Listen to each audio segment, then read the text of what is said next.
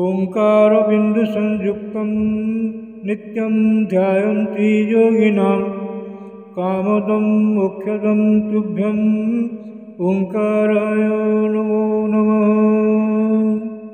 गुरु ब्रह्मा गुरुर्विष्णु गुरुदेव महेश्वर गुरु साक्षात् परं ब्रह्म तस्मै श्री गुरवे नमः। अज्ञानतिमिरान्धस्य ज्ञानाञ्जनशलाकया चक्षुरुन्मीलितं येन तस्मै श्री गुरवे नमः। अखण्डमण्डलाकारं व्याप्तं येन चराचरं तत्पदं दर्शितं येन तस्मै श्री गुरवे नमः।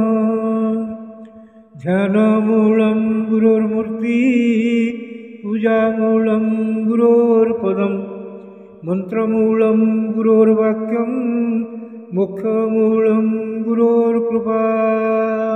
मन्नाथ श्री जगन्नाथ मद्गुरु श्री जगद्गुरु मदात्मा सर्वभूतात्मा तस्मै श्री गुरवे नमः। जंदारु ब्रह्ममूर्ति प्रणवतनुधरं सर्ववेदान्तसारं भक्तानां कल्पवृक्ष भवजलतरणी सर्वतत्त्वानुतत्त्वं योगिनां हंसतत्त्वं हरिहरनमितं श्रीपति वैष्णवानां शैवानां भैरवश्च पशुपतिः परमशक्तितत्त्वं च शाक्तं बौद्धानां बुद्धसाक्षात् ऋषभजतिवर जैनसिद्धान्तसारं तं देव पातु नित्यं कलिकलुषहरं नीलशैलादिनाथम्। अथ श्रीमद्भागवत महापुराण चतुर्थ स्कंध त्रयोविंशोऽध्यायः। राजा पृथुंक तपस्या ओ परलोकगमन। नारायणं नमस्कृत्यं नरं चैव नरोत्तमं देवीं सरस्वतीं व्यासं ततो जयमुदीरयेत्। मूकं करोति वाचालं पङ्गुं लङ्घयते गिरिं यत्कृपातमहं वन्दे परमानन्दमाधवं। निगमो कल्पतरोर्गलितं फलं सुखमुखादमृतं द्रवसंयुतं पिबतं भागवतं रसमालयं मुहुरहो रसिका भुवि भावुकाः। मैत्रेय उवाच दृष्टात्मानं प्रवयसमेकदा वन्यमात्मवान् आत्मना वर्धिताशेष स्वानुसर्गः प्रजापतिः। जगतस्तस्तुश्चापि वृत्तिदो धर्मवृक्षतां निष्पादितेश्वरादेशो यदर्थं विह जज्ञिवान्। आत्मजेष्वात्मदाम्यस्यं विरहात् रुदतीमिव प्रजासु विमनस्वेक सदा रोगात् तपोवनम्। तत्राप्तदाभ्यनियमो वैखान ससुसम्मत्ते आरब्धोग्रतपसि यथा स्वविजये पुरा। कन्दमूलफलाहार शुष्कपर्णासनः क्वचित् अभक्ष्य कदाचित् पक्ष्यान् वायुभक्ष्यस्ततः परम्। ग्रीष्मे पञ्चतपावीरो वर्षाश्वासारसाल्मुनिन् आकण्ठमग्नः शिशिरे उदके स्थण्डिलेशयः। तितिक्षुर्जतवाग्दान्त ऊर्ध्वरेता जितानिल आरिराधयसु कृष्णम् अचरत्तपोत्तमम्। तेन क्रमानुसिद्धेन ध्वस्तकर्मामलाशय प्राणायामयि संनिरुद्धः सत्वर्गश्चिन्नबन्धनः। सनत्कुमारो भगवान् ददाहाध्यात्मिकं परं योगं तेनैव पुरुषम् अभजत् पुरुषर्षभः। भगवद्धर्मिण साधो श्रद्धया जततः सदा भक्तिर्भगवती ब्रह्मन् अनन्य विषया भवत्। तस्य नया भगवतः परिकर्मशुद्ध सत्त्वात्मनस्तन तदनु संसरुणानुपर्त्या ज्ञानं विरक्तिमदभून्निशितेन जेन चिच्छेद संशयपदं निजजीवकोशम् छिन्न्यान्यधीरगतात्मगतिर्निरीह स्तत्तत्यतेजक्षीर्नदिदं वयुनेन जेन तावन्न जोगगतिभिर्जतिरप्रमत्तो यावद्गदाग्रजकथासुरतिं न कुर्यात् एवं स वीरप्रवरः संयुज्यात्मानमात्मनि ब्रह्मभूतो दृढं काले तत्याज स्वं कळेवरम् सम्पीड्य पायुं पार्ष्णेभ्यां वायुम् उच्चारयञ्चने नाभ्यां कोष्ठस्वस्थाप्य रुदुरः कण्ठशीर्षिणिः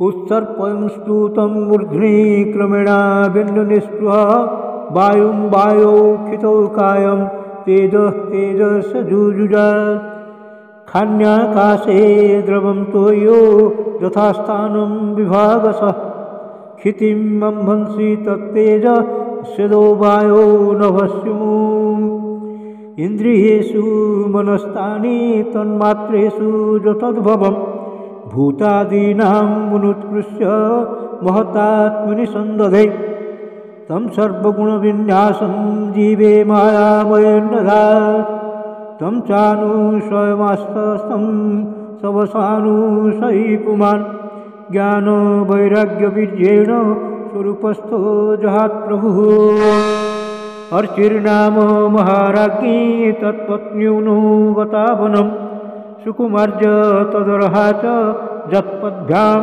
स्पर्शनं भुवः अतीव भर्तृव्रतधर्मनिष्ठया शुश्रूषयाचारसदेहयात्रया नाविन्दतार्तिं परिकर्षितापि सा प्रेयस्करस्पर्शनमाननिवृत्ति देहं विपन्नाखिलचेतनादिकं पत्युः पृथिव्यादयितस्य चात्मनः आलक्ष्य किञ्चिच्च विलप्य सा सती चितामथारपयोददृशानुनि विधाय कृत्यं हृदि निजजलाप्लुता दत्तोदकं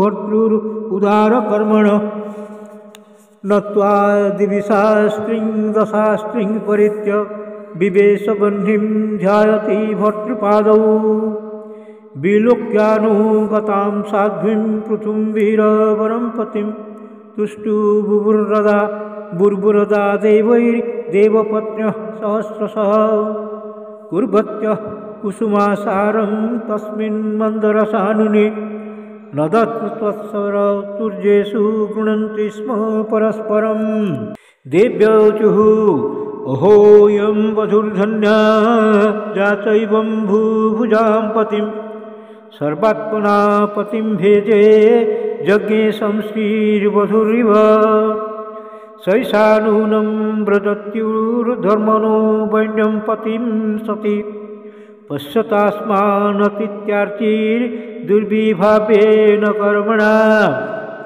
तेषां दुरापं किं त्वन्नुन्वर्तन्ना भवत्पदं भुवि लोलायुषो देवै नष्कर्म्यं साधयन्त्युत स वञ्चितो वतात्मधृक् कृष्णेन महता भुवि लब्ध्वापवर्ग्यं मानुष्यं विषयेषु विसज्जते मैत्रेयोवाच स्तुवति स्वमरस्त्रीषु पतिलोकं गता वधू जम्बात्मविदां धूर्यो वन्यः प्रापाच्युताशयः इत्थं भूतानुभावोऽसौ पृथुष भगवत्तम कीर्तितं तस्य चरितम् उद्धाम चरितस्य ते जहिदं सुमहत्पुण्यं श्रद्धया बहितः पठेत् श्रावयेत् शृणुयात् वापि स पृथोः पदभिम्यात् ब्राह्मणो ब्रह्मवर्चस्वी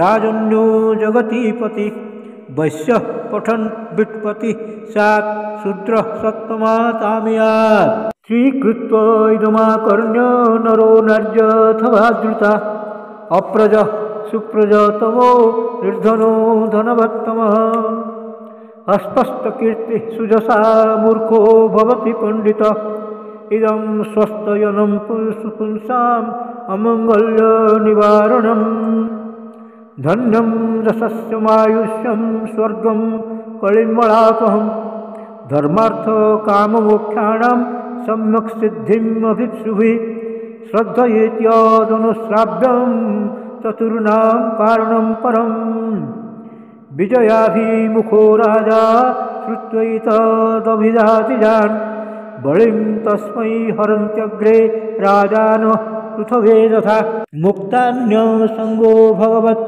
अमलां मुक्तिमद्वहन् वैन्यस्य चरितं पुण्यं शृणुयात् श्रवेत् पठेत् वैचित्र्यविद्याभिभीतं महन्मात्मसूचकम् अस्मिन् कृतमतिर्मर्त्यः पार्थिवीं गतिमाप्नुयात् अनुदीनम् इदम् आदरेण शृण्वन् पृथुचरितं प्रथयन् विमुक्तसङ्गः भगवती भवसिन्धुपोतपादे सतनिपुणां लभते रतिं मनुष्याः इति श्रीमद्भागवते महापुराणे पारमहंस्यां संहितायां चतुर्थस्कन्धे त्रयोविंशोऽध्यायः भीमस्यापि रणे भङ्गो मुनेऽपि मतिभ्रमत् यदि शुद्धम् अशुद्धं वा मम दोषो न विद्यते श्रीकृष्णार्पणमस्तु श्रीकृष्णार्पणमस्तु श्रीकृष्णार्पणमस्तु।